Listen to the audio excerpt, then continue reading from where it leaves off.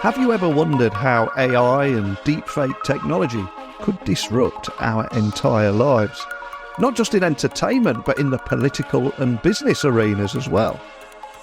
Because in the first 4 months of this year alone, there was an alarming 450% increase in AI attacks. And with the rise of synthetic media, including deepfakes, we're now facing a new world of challenges that could potentially undermine trust. And that is across various sectors. So today I've asked Vijay to join me. He's the CEO and founder of a company called Pindrop. And they've got the industry's first deepfake detection engine. And Vijay has been at the forefront of combating these threats for some time. And in our conversation today, we'll explore how deepfake technology is evolving, the risks that it poses, and also the measures being taken to protect our society. Now, today's episode is made possible thanks to my sponsor, who helps me cover the expense of producing this daily tech podcast and ensuring that you get 365 interviews at least a year from me. Legacy DRM failed to securely enable external collaboration on sensitive files. Can we admit that? Organisations that face that risk-trust contradiction, they must share content with untrusted parties, yet protect their data.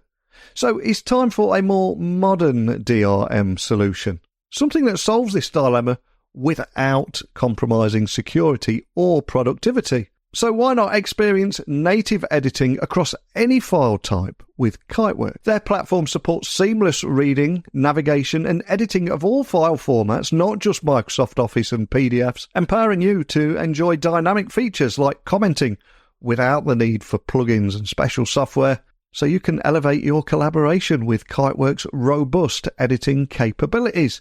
So why not say goodbye to deployment headaches, file transfer risk, collaboration barriers and productivity constraints, and start experiencing the modern way to collaborate on sensitive content without sacrificing control or security. And you can do all that by simply visiting kiteworks.com to get started today. But now, on with today's show. So buckle up and hold on tight as I beam your ears all the way to Atlanta, Georgia, where we're going to talk about all these pressing issues and maybe uncover how we can safeguard our future in the age of AI. So a massive warm welcome to the show. Can you tell everyone listening a little about who you are, Vijay, and what you do? Awesome, Neil. Thank you for having me on the show. My name is Vijay Balasubramaniyan. I'm the CEO and founder of Pindrop. At Pindrop, we provide multi-factor authentication and deepfake detection on audio and voice. And so if the way to think about it is, traditionally when you call a bank or a healthcare or an insurance company, they ask you a litany of questions to identify who you are. And what we're able to do is avoid any of those questions and say that it's actually Neil on the other end of this interaction. And over time, that question has also become, is this Neil or a machine pretending to be Neil? And so that's what we do. We do it for 8 of the top 10 banks, 5 of the top 7 insurances, some of the biggest healthcare providers, some of the biggest retailers. They're all customers of ours. Fantastic. Well, I'm so glad you agreed to join me today because there's a lot of hype around artificial intelligence at the moment. You mentioned banking and insurance, and I think just every industry is being impacted by AI. But I want to talk about that hype today. I want to talk about the 450% increase in AI attacks in the first 4 months of this year alone. So I've got to ask, what are the primary drivers behind this surge, and how can organisations effectively respond? Because I know there's a lot of nerves around this increase at the moment. So, one of the things with attackers is they're always trying to figure out new tools to be able to do their jobs more effectively. And AI is the tool that allows for the maximum amount of scaling. And so, just to give you a sense, last year, we've been doing deepfake detection for 8 years, and we have patents from 7 years back. So we've been studying this phenomenon for a really long time. But at the advent of generative AI, there's a lot of great stuff happening with generative AI, customer experience, employee, productivity, all kinds of great new revenue streams. But the deep, dark secret of generative AI is the fact that you're now blurring the lines between what is human and what is machine. And in a post-COVID world, that's going to, you have only remote interactions. We are on this Zoom call, talking, and it's all remote. And that's the norm right now. And so with this norm, what happened is we thought, okay, now that we have to start protecting against deepfake. So we started building technology to make sure that within our products, we're constantly monitoring for this. So last year when we were monitoring, we'd see one attack every single month. So it was interesting and was really cool to see what the attackers were doing, but it was just one attack every single month. And this year, in the first 4 months, it's gone from that one attack every single month to an attack per customer per day. And there are certain customers of ours who get 6 attacks, deepfake attacks every single day. So it's been a massive explosion. And the reason for this explosion is multifold. One is, for the longest time here in the US, when, unemployment and PPP loans were going on, fraudsters found an easy way to make money. This is during the heyday of COVID. Now they've all lost that source of income. So they're trying to find ways in which they can make money. And the easiest way is to social engineer a minimum wage call center worker to handing over the keys to the kingdom of someone's healthcare records, someone's bank account. So that's what they're doing. And we've seen a 60% increase in the amount of fraud coming into these voice channels. The second is all the generative AI tools that are there. When we started Pindrop, there was one voice cloning software. It was called Lyrebird. And it was cool, but it was the only software. At the end of last year, there were 120 voice cloning apps. And by March of this year, that number has jumped to 358. So there's just so many voice ways in which you can clone someone's voice so easily. And it went from, I remember, Google brought John Legend in, had him record for hours, like I think 20 odd hours, before they could introduce John Legend's voice on your Google Home. So you could say, what's the temperature in San Francisco? And John Legend in his lilting voice would say, it's a balmy, 73 degrees Fahrenheit, right? Because we were talking about temperature. And, fast forward now, it requires 3 to 5 seconds of your audio to mimic your voice. So the thing that's changed is fraudsters want to make money. So they've started going to the easiest ways to do this, which is voice. 2, there is a whole plethora of tools available there. And these tools have allowed these fraudsters to scale up their attacks in ways they could never do before. And that's what you're seeing this increase due to. Does that help? It really does. And before you came on the podcast today, I was doing a little research on this, and something else that will be of major importance to everybody listening around the world is the fact that it's the election year all around the world. There's something like 4 billion people going to vote, going to the polls this year. So I'm curious, how do you see deepfake technology evolving, and what would you say are the most significant risks it poses to society as a whole, particularly in politics, as I just mentioned, but also entertainment and corporate America, business, etc.? Yeah. So I think deepfakes break trust, online trust in all kinds of ways. The first place they break trust is commerce, right? Like anytime you do commerce right now, it's a remote interaction by which you're trying to do something remotely. And so now if something else, a machine can impersonate you so quickly, all commerce is broken. Then you have, media, both news media and social media. And this is where politics, was it Tom Hanks selling, stuff, or was it actually, dental plan ads? I think he was selling. Was it him selling dental plan ads or not? Right. And so those are the situations. So all of news media, and, we've seen reports that 90% of all the videos that are coming out of the Israel-Hamas war are fake. So all of these news media don't know what's real, what's not. We're seeing this in social media as well. We were brought into an investigation where a very famous celebrity, a YouTube and a Instagram influencer was starting to sell blindness cures. And it wasn't him, right? Again, it was an impersonation of him. But again, right, like all of media, I think you've broken trust there. And then finally, communications, right? We're on Zoom calls. Basic communication. We've seen such an explosion of deepfake attacks targeting the elderly here in North America. It's crazy. But what these fraudsters are doing, to the question of scale, is they're saying, okay, let's go to a particular county. Let's target all the senior citizens of that particular county, play recordings or not deep fakes of their grandkids saying they're in trouble. And what we're finding is the people are getting attacked Friday to Sunday. And on Monday, all these senior citizens are showing up at the local police law enforcement office saying, hey, I lost 20,000, I lost 200,000. So I've been doing security for a really long time. I don't know the last time something broke, commerce, media, and communications, 3 pillars in one fell swoop. And that's what we're contending against. So it is really crazy. And I'll dive into the election side of things as well, because we have a great example there. But it fundamentally breaks all of these 3 things. And if we talk about the impact of deepfakes on things like the upcoming elections, obviously there's a lot of potential for misinformation. What measures are being taken that you're seeing to prevent misinformation from spreading in such an important year? Yeah, so, you're exactly right. There are, half the world, I think, is going to vote this year.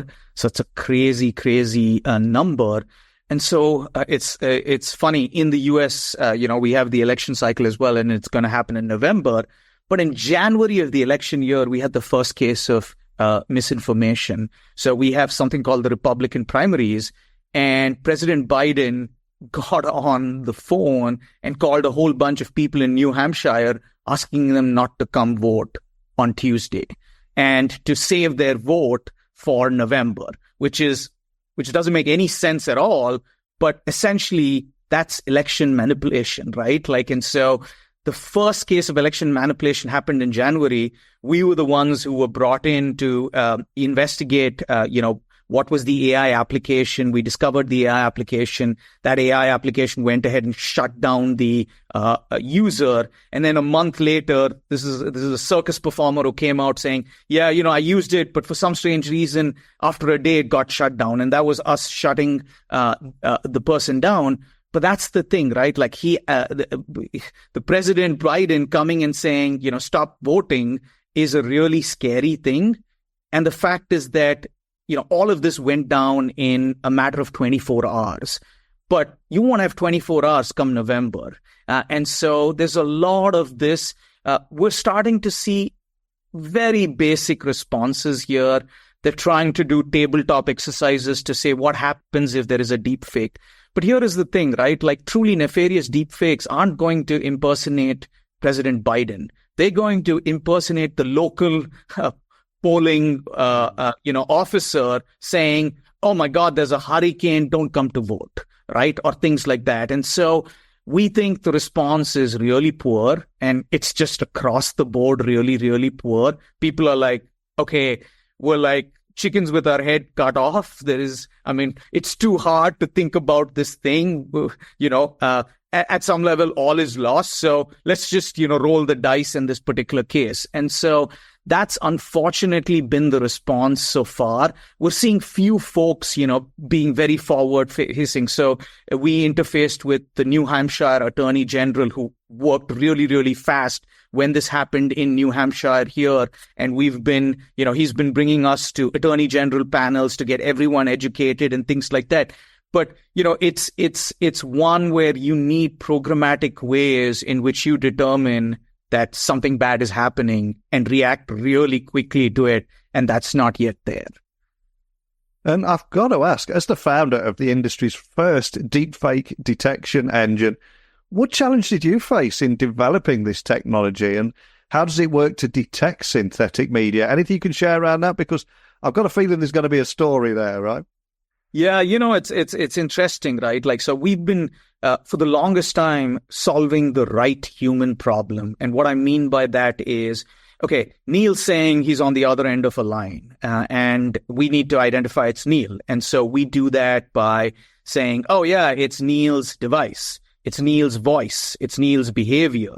We're seeing all of these signals, all of these multiple factors by which we can authenticate it's truly Neil on the other end. And it still is a very important problem, because if you look at the MGM hack, the way the MGM hack went down is the ransomware group Alpha Q managed to get someone who had Okta credentials, called them up, got all their credentials, and then hacked MGM. And, this is a $44 billion organization that was losing 8 million every single day because their entire operations were being crippled, right? And so all it took, and if you actually look, the Alpha Q guys come out and say, yeah, we took down MGM, and all it took was a 10-minute phone conversation, right? And so that is a fundamental issue, and solving the right human problem was always our issue. And we kept seeing this sophistication. With generative AI, we have to solve not just the right human problem, but the real human problem. So is this a human with a pulse? And so we started knowing that this was coming about 8 years back. And there are all these challenges called automatic speaker verification spoofing challenge, where, you submit your systems, people try to spoof your systems, and you try to do it. And about 2 years back, we are the ones who discovered the deepfakes in Anthony Bourdain's Roadrunner documentary, when, the director didn't want to say which are the remaining deepfakes once he got flack, right? And so the fact is that at all those times it was cool party tricks, but we kept developing our technology because we were like, okay, this is a real threat to determine whether it's human or machine. And then generative AI changed everything, just the scale, the speed. So right now, our entire thing is, how do we keep track of all of these different AI applications? Because not only are we able to say it's a deep fake, we're able to say which deep fake it is, right? Is which of those 358 voice cloning apps are being used to create this deep fake. And the way we're able to do this is because of the humanness and 10,000 years of evolution. So the way to think about it is, deepfake detection systems like ours look for either spatial or temporal anomalies. What I mean by that is, for example, when you say San Francisco, right? They are you saying those, channeling noise into an actual phoneme or a letter. And, that's a really hard thing. The reason we're able to do that is we developed an overbite because we started cultivating soft fruits and things like that. But we have an entire human system that produces these voice. A lot of these systems don't know how to represent noise really well. And so what ends up happening is when you look at these fricatives, these are known as fricatives, you start seeing, oh my God, they're always representing these fricatives in this really inhuman way. It's not quite human, and they have a very specific signature to it. So that's an example of a spatial anomaly. On the video side of things, a spatial anomaly is, where is the lighting? If there are lights on these two sides, where are the shadows falling and things like that? You can detect that. On the temporal side, and this is where things get really interesting, it's when you say things like, hello, Paul. My mouth is wide open when I say hello, and my mouth shuts down when I say Paul. The speed with which I can do that, because I'm human, I can only do that in a certain kind of speed. And through those variations, my entire vocal tract, my voice, my oral cavity, my nasal cavity has to go through certain configurations because I have physical limitations. And a lot of these machines don't care about things like that. So what ends up happening is, if you come to Pindrop, every conference room is named after a fraudster we've caught. And one of the conference rooms is called Giraffe Man. Because when we analyze the audio, we're like, the only person who could have produced this audio is someone with a 7-foot-long neck. And that's not humanly possible. And so, those are the kinds of things. And these temporal anomalies are incredible in the audio side, because you have 8,000, even in the lowest fidelity channel, which is telephony, which is when you make a phone call, it has 8,000 samples of your voice every single second. So if you have 2 seconds, you have 16,000, and so on and so forth. So you have a lot of anomalies, and we're able to use these anomalies to say, this is Neil, or this is a machine pretending to be Neil. Love that. And I've got to ask, are there any lessons you think that we could learn from previous voice cloning and deep fakes? Maybe they've been used in recent political campaigns or elections, or just things that you're seeing out there and as it continuously evolves. Any lessons we can learn from what you've seen? Lots of lessons. So, the funny thing is, when you think about how a deep fake is made, lots of people think it's one system, but it's actually a modular system. There are, at the very least 9 different components, distinct components that go into making these deep fakes.